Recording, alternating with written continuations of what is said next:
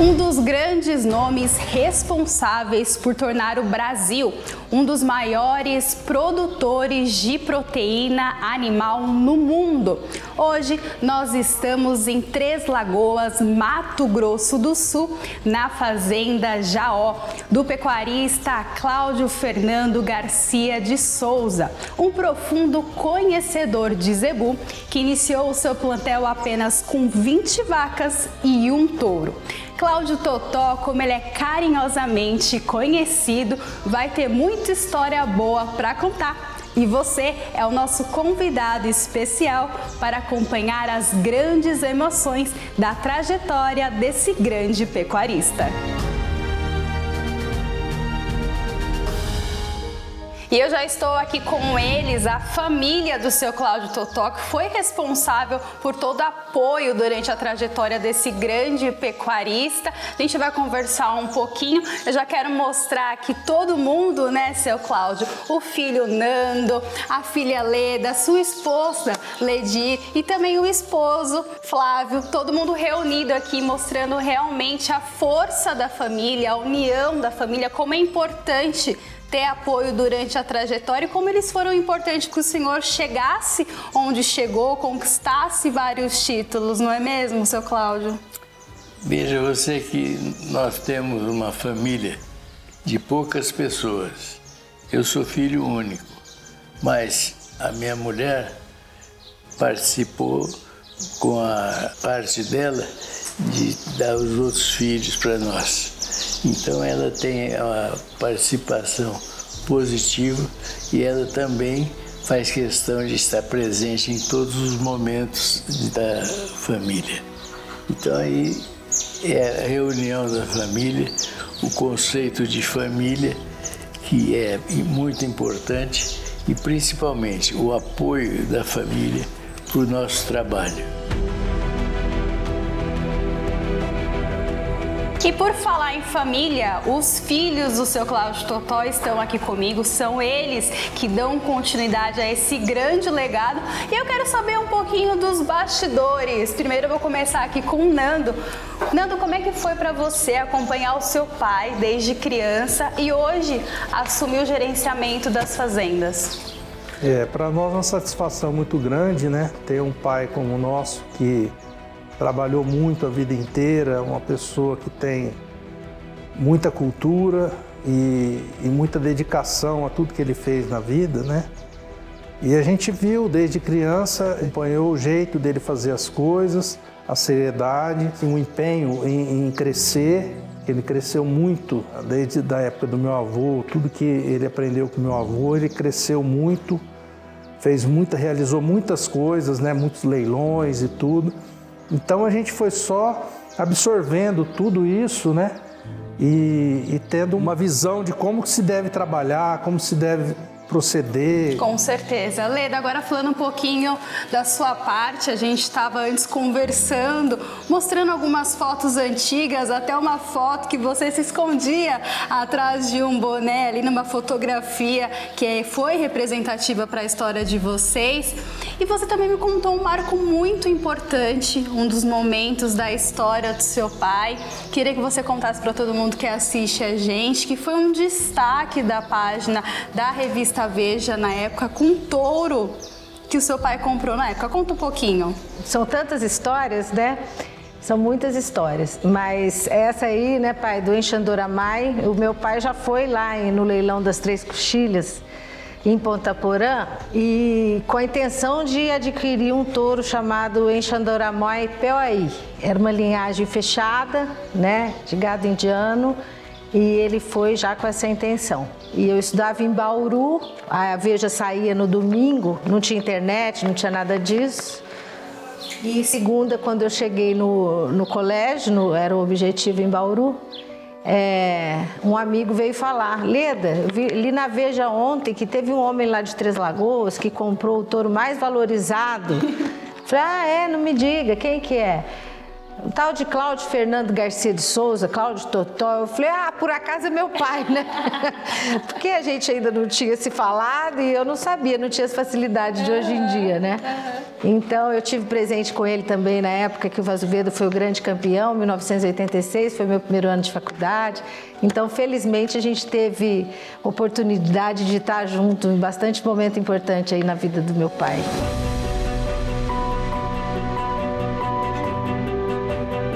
Vamos contar um pouquinho sobre como começou tudo com os seus pais. O senhor é filho único.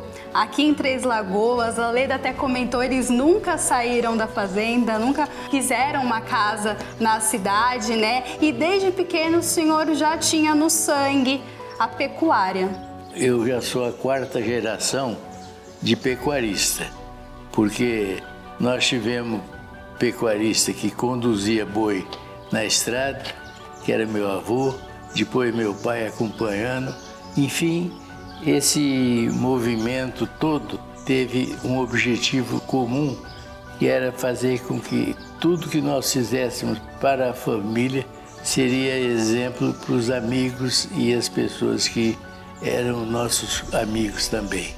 Então, é muito gratificante para mim saber que tudo isso resultou nesse patrimônio que hoje nós temos. Vamos falar um pouquinho da parte dos leilões, porque o senhor se tornou uma referência quando em 1986, como pessoa física, vendeu 1000 vacas. Foi um marco. Quando eu resolvi fazer esse leilão, foi objetivando uma redução dramática do plantel, porque as fazendas não aumentaram. E o gado produzindo muito e bem, não estava cabendo mais nas fazendas.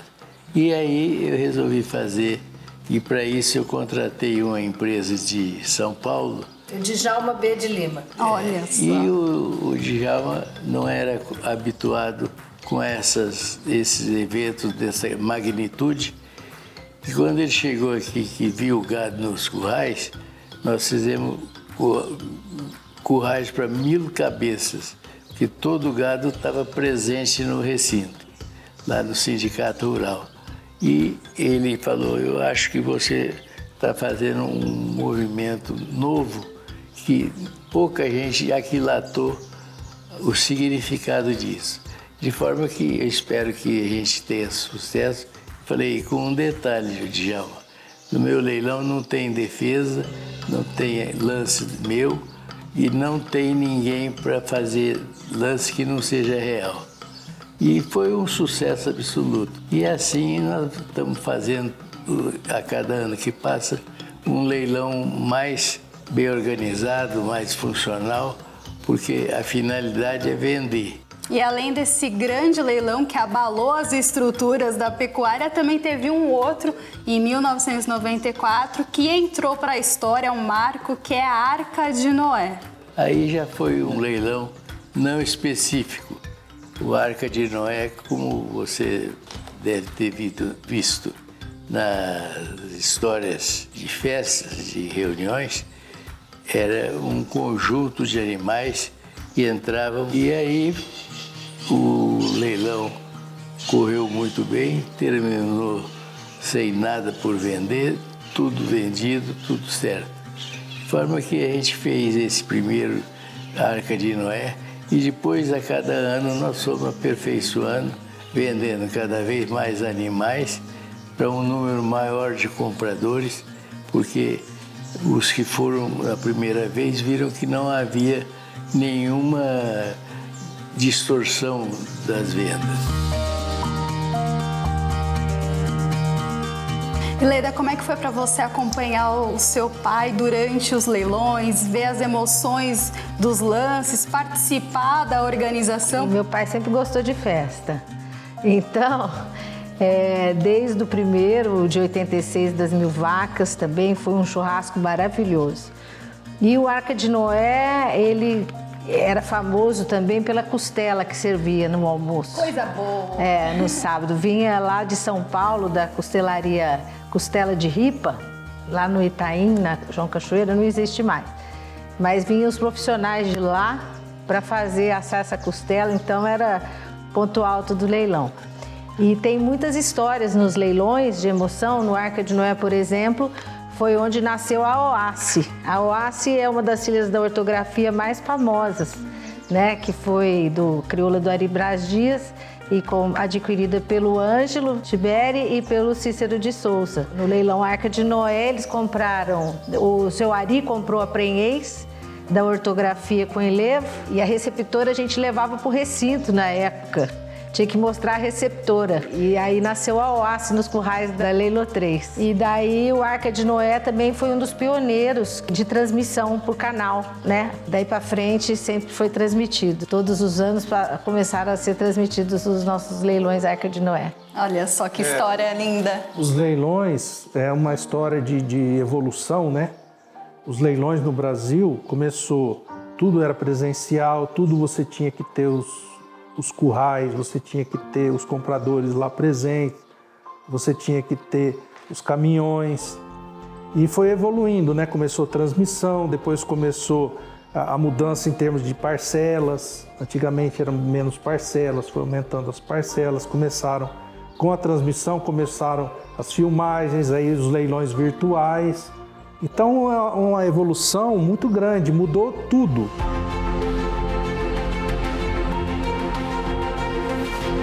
Agora vamos falar um pouquinho dos marcos históricos desse grande pecuarista que é o Cláudio Totó. Queria que você contasse pra gente sobre 1986, quando o Vaso Veda conquistou o título de grande campeão. Como é que foi estar dentro da pista, receber esse prêmio, que a gente sabe de toda a emoção que envolve na hora da competição e também a emoção que gera quando conquista esse título. Quando o Vaso Veda nasceu, ele já viu que ia ser um grande campeão. Nasceu ali na Fazenda Três Lagoas, que a gente tem aqui, a gente está aqui hoje na Jaó, que faz parte do núcleo PO, que engloba a Fazenda Jaó e Três Lagoas. E aí ele nasceu, ele fez questão, pôs um nome diferente na época, inclusive, né? Vaso Veda, né? Até hoje eu acho que é o touro famoso Vaso Veda, mas ele só, né, Nando? Sim. E aí ele tratou dele desde pequenininho, ele foi ganhando, né, pai? Desde bezerro até grande campeão, com 29 meses. Aí já foi grande campeão em Uberaba, onde encerrou a carreira dele de pista, porque não havia mais nada que pudesse justificar continuar levando na pista. E ele foi para a central de inseminação para coletar o sêmen. Tecplan na época. E a Tecplan de Uberaba e ficou na primeira baia. Era obrigatório que as pessoas chegassem para visitar, vissem o primeiro animal, ele. Em seguida, outros que já foram campeões também, mas o Vaso Veda se mostrava. Ele era extremamente dócil e gostava de ser acariciado. E ele fazia isso espontaneamente. Então, a pessoa que entrasse no piquete dele, ele já ia levantando a cabeça e esperando por um carinho. E além do Vaso Veda, né, Nanda, a gente teve também a ortografia, que foi uma fêmea de destaque, deixou genética também. Filha do Vaso Veda. Filha do Vaso Veda e deixou genética em outros plantéis aí, realmente fazendo a base de muito criatório.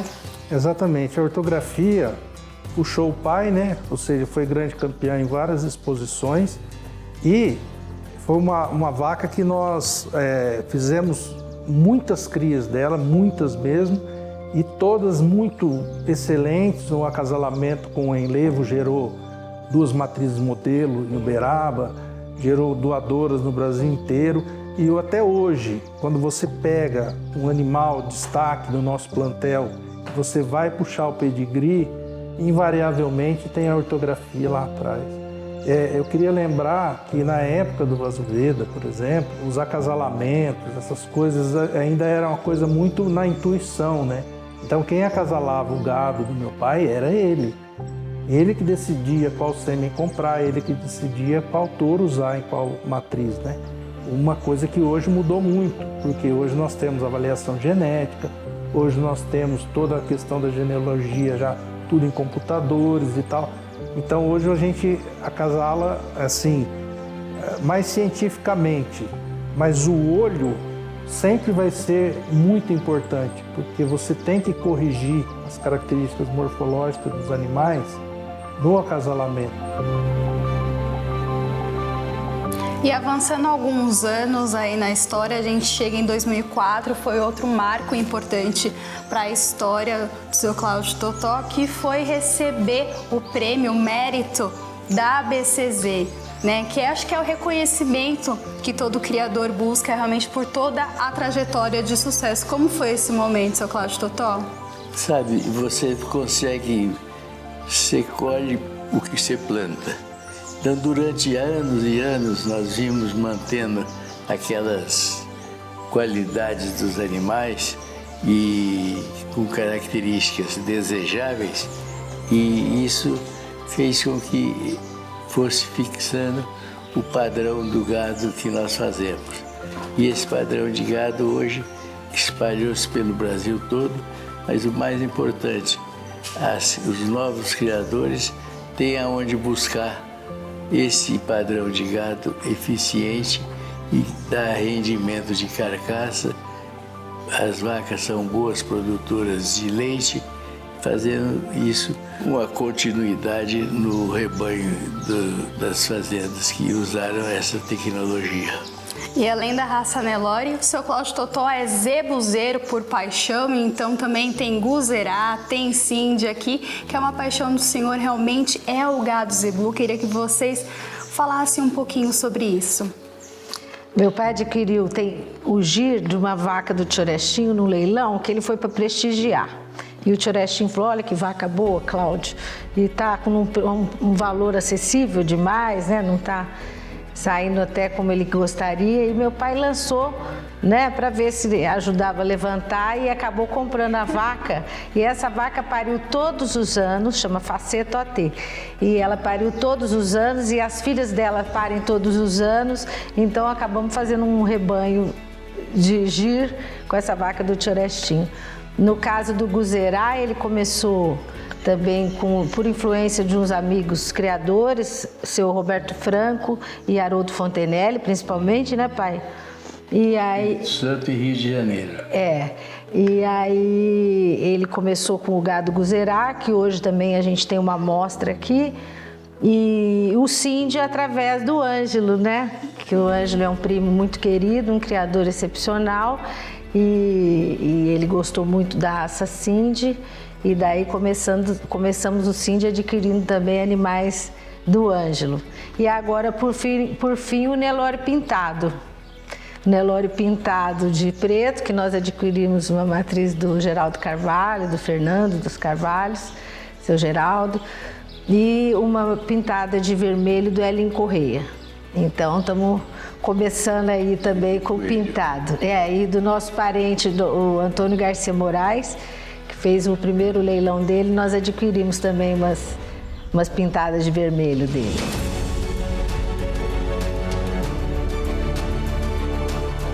E a gente falou um pouquinho sobre família aqui, que fez parte da história do senhor, com todo o apoio, mas é importante a gente trazer algumas personalidades, algumas pessoas importantes que também fizeram parte dessa trajetória. Então eu queria que o senhor, os seus filhos, falassem um pouquinho sobre as amizades que foram construídas dentro da pecuária. As amizades foram muito importantes, assim como elas defendiam a presença desses amigos nos eventos. O mais importante dessas amizades foi que eles ofereciam a assessoria, que eles já eram mais tarimbados, mas criadores mais antigos, oferecendo essa facilidade de conhecimento para a gente aprender também o que eles já sabiam e sabiam ensinar. O que a seleção CS e a fazenda Arroio Sexto possuem em comum? A amizade. Desde a infância, Cláudio Totó e Chico Carvalho são amigos e já compartilharam muita história. Ele é uma pessoa que, no meu modo de entender, ele é um esteio na sociedade agropecuária. Qualquer coisa que você precisar de perguntar para ele, ele vai falar para você o que ele sabe e o que ele não sabe, porque ele fala sim e fala não. Uma pessoa muito definida, ele sabe muito bem o que ele faz. O Marruco, que Deus te dê mais muitos anos de vida, eu chamo ele de Marruco, e que você continue do jeito que você é. Eu sei que você não vai mudar, não, viu? E que você viva muitos anos, você com seus meninos, Bill e sua esposa também. Um grande abraço para você.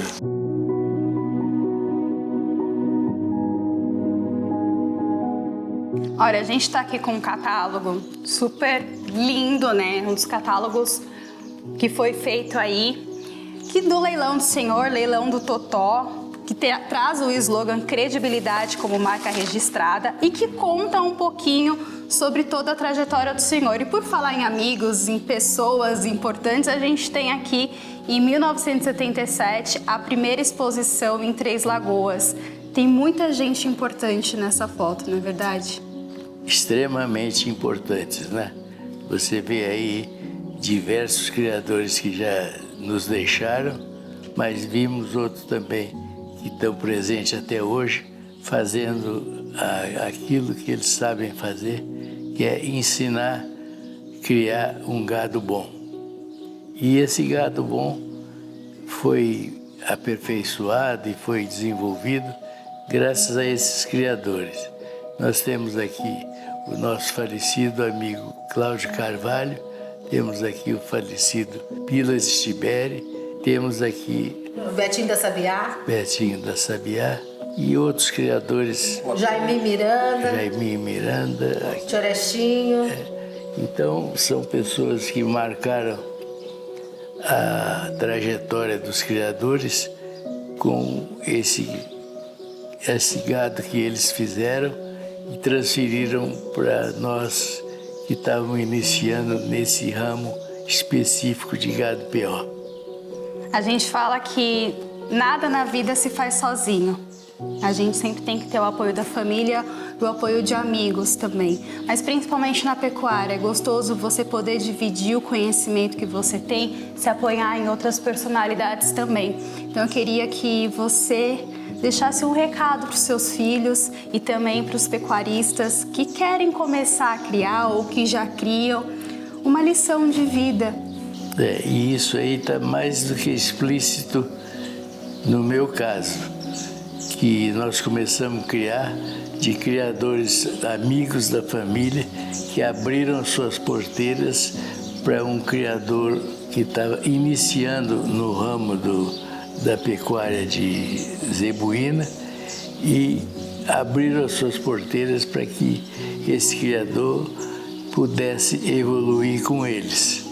E assim meus filhos tiveram também o privilégio de conviver com esses mesmos criadores, porque eles eram um ícone de cada raça.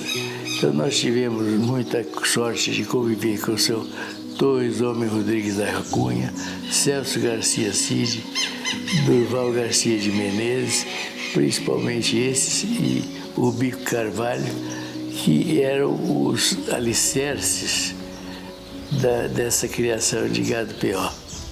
E eles nunca se furtaram a colaborar com os novos criadores para desenvolverem junto com eles a qualidade e as virtudes desse gado que eles estavam criando já havia mais tempo. Então, tudo se tornou mais fácil porque eles nunca foram egoístas de não querer ensinar aquilo que as pessoas precisavam saber para tocar para frente o que eles já vinham fazendo há bastante tempo.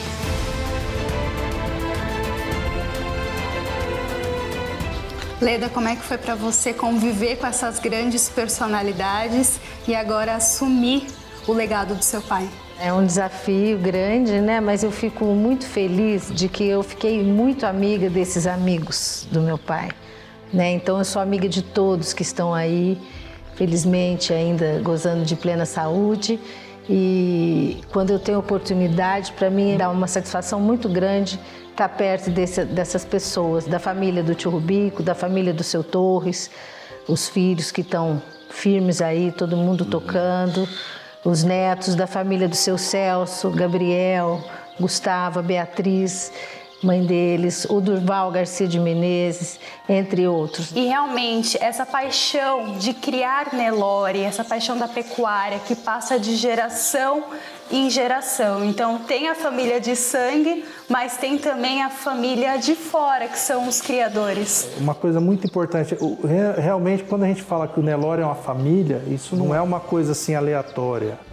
Na verdade, existe a família Nelore, principalmente essa turma mais tradicional, a gente tem um carinho muito grande, a gente tem um respeito muito grande e um intercâmbio muito grande também.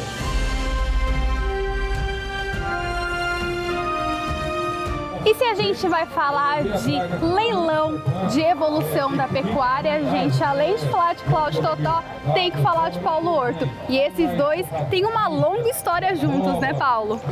Uma honra para mim, né, esse convívio com o seu Cláudio, com a família CS, com toda a família, com o Cláudio, com a dona Ledir, com seus filhos, com essa história de vida ligada à pecuária brasileira, ligada ao agronegócio brasileiro.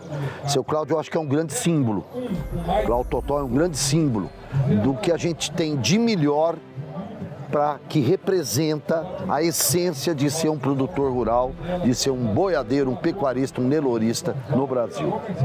E, na realidade, no meu início de carreira, um dos primeiros grandes leilões de um criador de renome nacional a me convidar para o leilão foi seu Cláudio. E tem uma passagem, eu muito nervoso para a primeira reunião, uma reunião que, de fato, era a reunião que ele ia me dar o leilão, o chamado leilão Arca de Noé, um leilão que foi famosíssimo, símbolo. Por que Arca de Noé? Porque ele vendia de tudo. Leilão de produtor, ele vendia de tudo, absolutamente tudo. Da galinha, às mulas, ao gado de corte, ao gado PO, um leilão fantástico, maravilhoso. E ele marcou a reunião tal hora. E aí eu recebi uma dica, Paulo, o Cláudio é muito sistemático, não atrasa. E eu nervoso, com medo de atrasar, eu cheguei na véspera. Eu falei, não, eu quero dormir lá e etc. Eu cheguei 5 minutos antes do horário marcado, ele esticou a mão pra mim assim, olhou bem firme no meu olho, com aquela cara de bravo, que sempre teve cara de bravo. O mesmo jeito que ele tem a cara de bravo, ele tem um coração gigante. Já gostei de você, menino. Tá pontual. No horário. Não tem como contar a história da pecuária brasileira sem contar a sua história. Te amo, Cláudio Totó. O Nelore é a alegria do campo, pois cobre o pasto com um manto. Com sua cor dominante, o branco, venerado na sua terra natal, ocupando o espaço do mundo, carrega seu peso sozinho, por distâncias infindas. Caminha, procura comida e encontra. Transforma capim fraco em boi forte. Resiste a tudo e vence doenças, castigos e os rigores do tempo. Produz sempre e reproduz muito. Se ajudado, é precoce em tudo. Se não, se ajeita sozinho.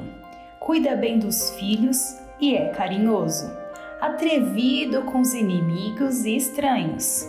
Não se intimida, ao contrário, ataca. Criar Nelore é cultivar uma flor. Criar Nelore é esquecer uma dor. Criar Nelore é o horizonte infinito. Criar Nelore é sempre bonito. Criar Nelore é um caso de amor. Autor, Cláudio Totó.